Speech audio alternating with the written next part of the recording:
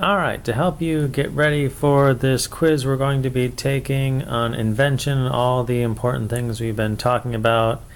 I've got this little slideshow and video to talk you through some of the more important terms and ideas, the things that we've been studying and looking at. And if you have a good grasp of these terms and ideas in preparation for the quiz, then you will do just fine. All right. So let's take a look at some of the key things we've been looking at here with Canon 1 Invention. Of course, way back at the beginning of the course, we said, this is about rhetoric, so it'd be helpful to know, you have a good definition of rhetoric. And for our purposes, we've said rhetoric is the art of finding the available means of persuasion. Now, do you need to know that word for word? Well, it'd be pretty helpful. I think it's definitely this term for rhetoric would be good to have all that down. It's not just persuasion. It's not just writing papers. Rhetoric is more than that. It is an art, finding the available means of persuasion. That's not too difficult to memorize, I don't think, and certainly just a good working definition for you. So for pretty much most of these terms, no, you don't necessarily need to have the word for word definition that I've got here, but it would certainly be helpful to get pretty close. All right, so rhetoric, the art of finding the available means of persuasion. Kairos, the other kind of time. In addition to chronos, kairos is the time in which now is the time to act, right? That, as you said, the window of opportunity, seizing the right moment. The Bible says Jesus came in the fullness of time. That was kairos, right? So seizing the right moment, the time to act, any of those sorts of ideas would be a good definition for kairos. And don't just say time, just say the right time to act or something like that, okay? The window of opportunity, that different kind of time in which now or never, okay? That is kairos. All right, then we looked at a few other things, but we also looked at the three intrinsic proofs. Logos is appeal to logic. Please don't just say logic. It's in this context here, logos is an appeal to logic, okay? I know we talked about the Greek definition of logos can be a lot of things, and the Gospel of John, it's word, things like that, but in this context here for a senior thesis, logos is an appeal to logic. Similarly, ethos is an appeal to character. Okay, don't just say character. Don't say ethics. Say ethos is an appeal to character. Pathos, that's right, and an appeal to emotion. Okay, so if you can remember those, it shouldn't be too difficult to remember those three. And saying an appeal to those things, that is really a good way to show that you've understood what this term is really about and how we've been using these ideas. Okay, so again, under logos, we talked about different kinds of reasoning. Inductive reasoning, this is the equilateral triangle sitting on the right ways. You begin, inductive reasoning, logical reasoning, you begin with particulars, the narrow part of the triangle, then broaden out to general conclusions, right? So the regular straight up and down equilateral triangle, okay? You begin with particulars, and don't just draw the triangle and say that's what inductive reasoning is. Use some words to explain. Inductive reasoning is the process by which you reason out from a small number of particular ideas, and you broaden out and you reach general conclusions that can apply to a whole different set of ideas, right? You begin with a particular premise and you work your way toward broad general conclusions. And the opposite of that, of course, is deductive reasoning. So that inverted triangle, it's a kind of reasoning that begins with general broad ideas and you reason down to specific or particular conclusions. Okay, you begin with general main assumptions about people. Syllogisms really follow deductive reasoning. All people are mortal, and you lead you to your particular conclusion of Socrates is immortal. Okay, a mortal being. Right. So general ideas down to specific particular conclusions. That is deductive reasoning. Okay, and that's certainly very inductive and deductive reasoning. That is something that will help you and take you far in life, far beyond this course. So it is definitely helpful, I think, to have a good grasp of those two different kinds of logical arguments. Right.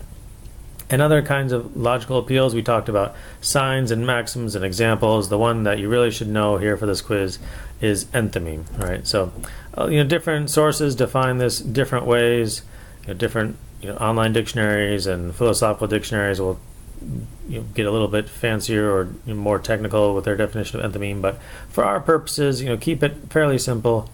An enthymeme is an appeal to logic. It's an argument with implied or missing premises, and maybe even a string of several different premises all put together. Right?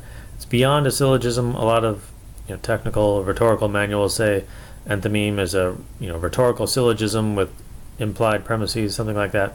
That's fine. If it helps you to think of it in terms of a syllogism with more parts or fewer parts, you can do that. But don't just say it's a syllogism, because it's not just a syllogism, right? That is a logical form of dialectic, not rhetoric here. So it's like a syllogism, but it could have implied premises, missing premises, or even more premises than just your two major minor premise of a syllogism. Okay, so an enthymeme, an argument with implied or missing premises. Okay. And then we talked about ethos. This is not necessarily the order that we went through things this semester, but that's okay. Invented ethos is that character that you create in the midst of the enterprise, whether it's for a speech or a paper that you're writing. The way that you come across to your audience is affected by a lot of different things. The words that you choose, the tone that you take, even other, especially in-person sorts of engagements, not necessarily even things that you say, but how you stand, facial expressions, gestures, things like that. The way that you present yourself to the audience in written form, that's word choice and punctuation marks and things like that. All the ways that you bridge that gap between you and your audience, as we'll see in just a moment. The character that you create in the moment. It can be affected certainly by situated ethos, which is, as you recall, the character that you already have in the community. You could say reputation if you're running low on ink or whatever, but it would be helpful to have a good full definition of situated ethos.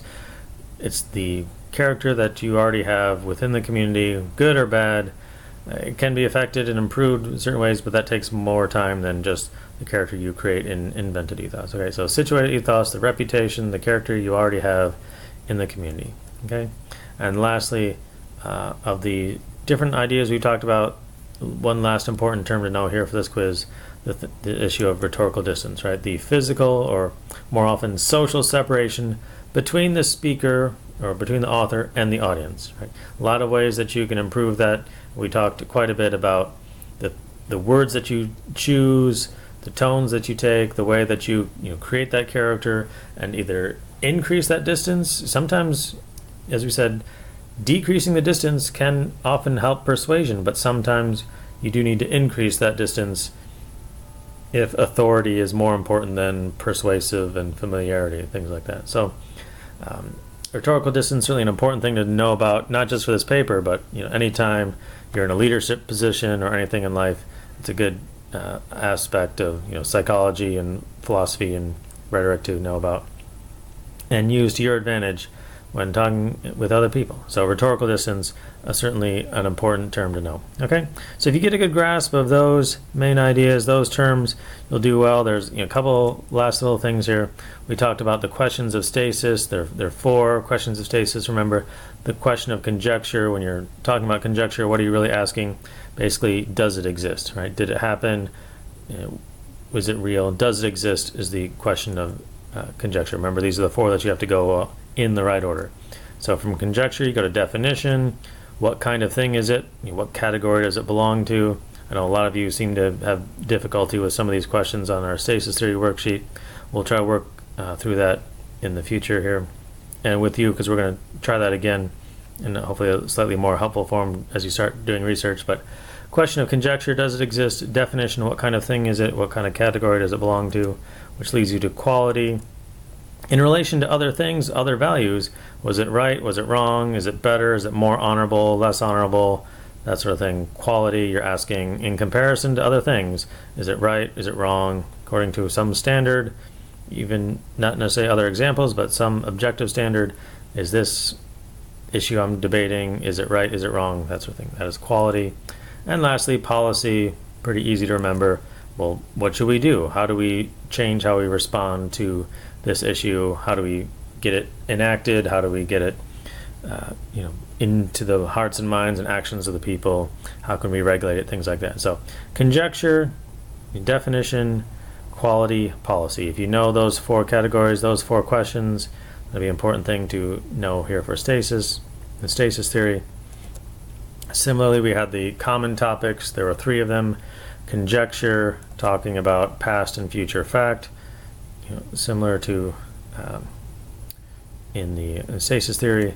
Conjecture, degree, which is greater or lesser in terms of honorable, less honorable, more honorable, things like that. And then possibility, is it possible or impossible to change? Okay, so 3 common topics: conjecture, degree, possibility, similar to the stasis theory categories, but different enough and important enough to know the differences of all of them. Okay, so 4 questions of conjecture, 3 common topics, and down to 2 extrinsic proofs. Okay, and you recall the 2 main extrinsic proofs. You just need to know what they are: testimony and data. Okay, if you remember that those are the 2 kinds of extrinsic proofs acceptable and popular today, then you'll be ready. Okay, so got those dozen or so terms to know, the 4 questions of stasis theory, 3 kinds of common topics, 2 extrinsic proofs. It may sound and seem like a lot right now, just as I talk through it quickly, but once you look through the slideshow or PDF in your own leisurely time, go over these terms and definitions, quiz each other, help each other out, especially on Thursday as time permits, and you'll realize, well, it's not all that much to go over after all. Once you get a good grasp of the terms, know the appeals, know the questions, know the common topics, it'll be a pretty straightforward, easy quiz. Okay, so hopefully I'll talk to you soon, hopefully maybe face-to-face over computer, and try to help with some of your questions and concerns. It sounds like some people are still having some trouble with the material. If it's any comfort, it should be getting easier as we get closer to actually starting to write this paper. That will hopefully be a lot easier than some of these kinds of things we've been talking through and trying to do through just static videos and things like that. But keep hanging in there, do your best, study well, keep turning in the work as we start to do that research and finalize your thesis topic. Decide that soon, pick something that you're confident in, that you care about, and do well in. And hopefully the rest of this semester and next semester, as we move forward through it, you'll start to get a little bit more familiar with it, and it'll be more encouraging and easier to handle. So hopefully we'll talk to you soon. Use this PDF, use the slideshow to review for our quiz, wrap up all the important things we've been doing in Invention, and you'll do just fine. All right, so hang in there. We'll talk to you soon. So long.